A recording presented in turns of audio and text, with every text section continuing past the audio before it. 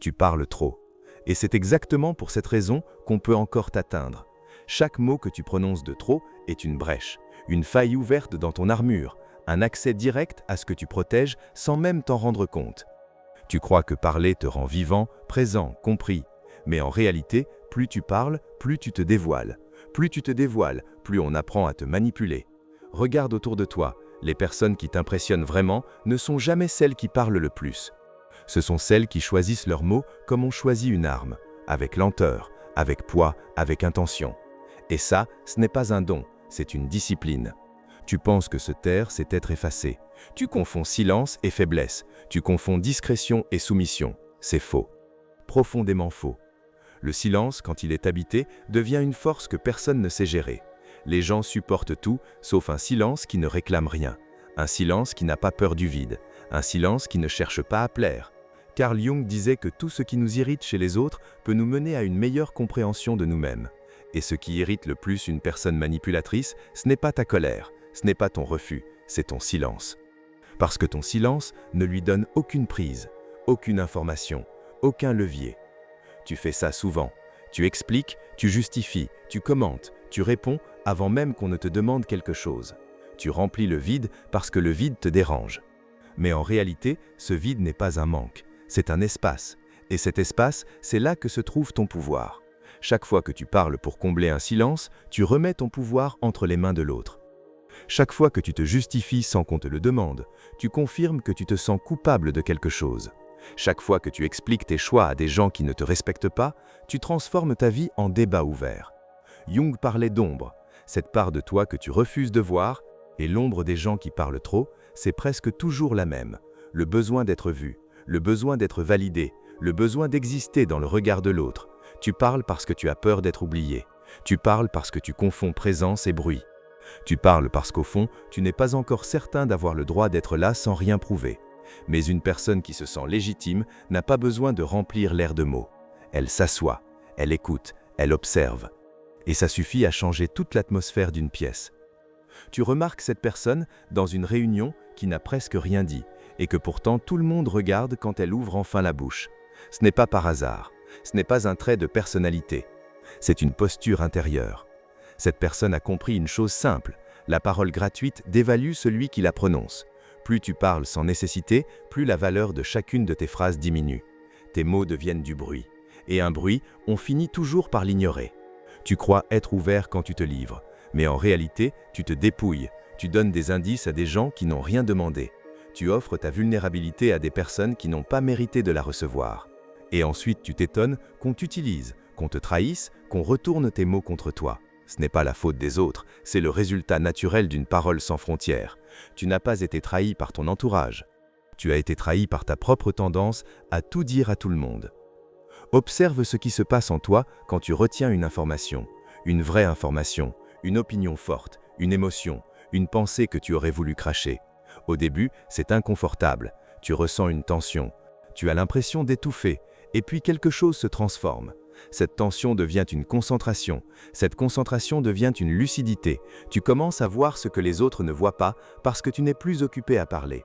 Tu écoutes vraiment, tu lis entre les lignes, tu repères les contradictions, les non-dits, les peurs déguisées en assurance. Le silence ne te coupe pas du monde, il te donne accès à ce que la parole te cachait.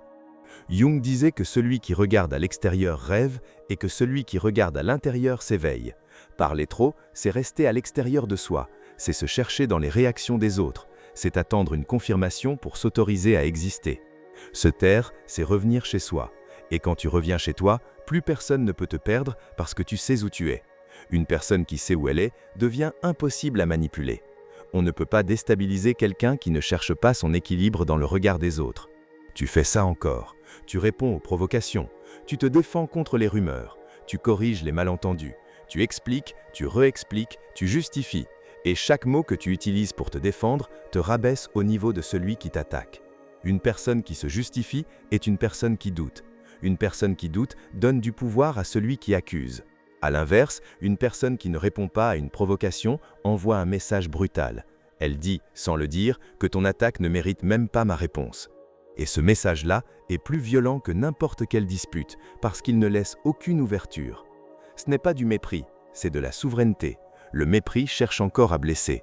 La souveraineté n'a plus besoin de blesser parce qu'elle ne se sent pas atteinte. Tu deviens intouchable le jour où tu comprends que tu n'as pas à défendre ta valeur devant des gens qui ne la voient pas. Tu n'as pas à expliquer ta direction à des gens qui ne marchent pas dans la même direction que toi. Tu n'as pas à convaincre. Convaincre est déjà une forme de mendicité. Une personne qui se respecte ne mendie ni l'approbation, ni la compréhension, ni l'affection. Réduire ta parole ne signifie pas devenir froid. Cela signifie devenir précis. Tu ne parles plus pour combler, tu parles pour transmettre. Tu ne parles plus pour exister. Tu parles parce que tu as quelque chose à dire qui mérite d'être entendu. Et naturellement, les gens commencent à écouter autrement. Ils se penchent, ils ralentissent, ils s'ajustent à toi, parce que tu ne t'ajustes plus à eux. C'est un renversement complet du rapport de force. Et tout cela commence par une seule décision intérieure. Ne plus parler par réflexe. Pose-toi la question avant chaque mot. Est-ce que je dis cela parce que c'est nécessaire ou parce que le silence me met mal à l'aise? Est-ce que je dis cela parce que ça apporte quelque chose ou parce que j'ai peur d'être perçu comme distant?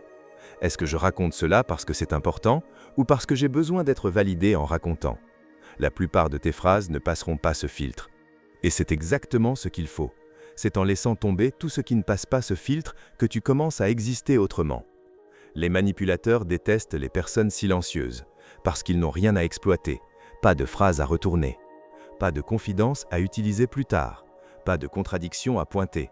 Une personne silencieuse est un mur lisse, il n'y a aucune prise. Et face à un mur lisse, le manipulateur finit par s'épuiser tout seul, par se trahir tout seul, par révéler ses propres mécanismes. Tu n'as plus besoin de te défendre. Le silence travaille pour toi. Carl Jung parlait de la persona, ce masque social que l'on porte pour être accepté. La plupart des gens parlent à travers leur persona. Ils disent ce qu'ils croient devoir dire pour être aimés, pour être inclus, pour ne pas déranger. Le bavardage, c'est presque toujours la persona qui s'exprime. Et tant que tu parles depuis ta persona, tu n'es pas vraiment toi. Tu es une version négociée de toi. Une version qui demande la permission. Le silence, lui, te ramène derrière le masque. Il te ramène à ce que tu es vraiment. Et ce que tu es vraiment n'a pas besoin d'être annoncé. Ce que tu es vraiment se ressent. Il y a une différence énorme entre un silence absent et un silence présent. Le silence absent, c'est celui de quelqu'un qui ne sait pas quoi dire, qui se tait par peur, par fuite. Le silence présent, c'est celui de quelqu'un qui sait exactement ce qu'il pourrait dire, mais qui choisit de ne pas le dire. Ces deux silences ont l'air identiques de l'extérieur. À l'intérieur, ils n'ont rien à voir. L'un t'efface, l'autre t'augmente. Et les gens autour de toi, sans pouvoir l'expliquer, sentent immédiatement la différence. Tu deviens intouchable quand tu cesses d'avoir besoin que les choses soient comprises, quand on ne te connaît plus que par ce que tu choisis de montrer. Quand ta vie intérieure n'est plus offerte gratuitement à tout le monde. Cette réserve n'est pas un mensonge, c'est une protection. Tout le monde n'a pas le droit d'entrer dans ton monde intérieur. Ce droit se mérite. Et tant que tu donnes ce droit gratuitement, tu seras toujours déçu par les gens qui en font n'importe quoi. Commence par 3 principes simples. Premièrement, ne réponds plus immédiatement. Laisse passer un instant avant chaque parole. Ce simple délai change déjà la qualité de ce qui sort de ta bouche. Deuxièmement, observe avant de commenter. Dans une discussion, dans une réunion, dans une dispute, sois la dernière personne à prendre position. Tu verras que la majorité des conflits se résolvent sans toi quand tu n'ajoutes pas d'huile sur le feu. Troisièmement, garde pour toi ce qui te tient à cœur, tes projets, tes blessures, tes espoirs, pas par paranoïa, par respect pour ce que tu portes. Ce qui n'est pas exposé reste intact, ce qui n'est pas commenté garde toute sa puissance. Tu n'as pas besoin d'être plus fort, plus intelligent ou plus charismatique pour devenir intouchable. Tu as juste besoin de parler moins. C'est tout. Le reste se met en place tout seul. Ta présence prend du poids, ton regard prend de la profondeur, tes mots prennent de la valeur. Et un jour, tu remarques que les gens qui te déstabilisaient avant n'y arrivent plus. Pas parce que tu as changé d'apparence, parce que tu ne leur donnes plus la matière première qu'ils utilisaient contre toi. Le bavardage est une fuite, le silence est un retour. Tu fuis depuis trop longtemps dans tes propres mots. Il est temps de revenir. Reviens chez toi, habite ton silence. Choisis tes phrases comme on choisit ses combats, et regarde ce qui change autour de toi sans que tu aies besoin de forcer quoi que ce soit.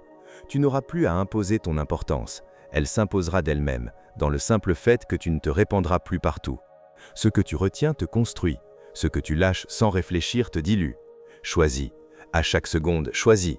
Si quelque chose dans ce que tu viens d'entendre a touché un endroit en toi que tu préfères habituellement éviter, écris simplement un mot en commentaire, le mot que tu retiens, celui qui t'est resté, pas une explication, pas une justification, juste un mot. Ce sera ton premier exercice de parole choisie. Et si tu sens que ce que tu cherches ici parle à une partie de toi qu'on n'a pas souvent prise au sérieux, abonne-toi. Pas pour moi. Pour cette partie de toi qui mérite enfin d'être écoutée en silence.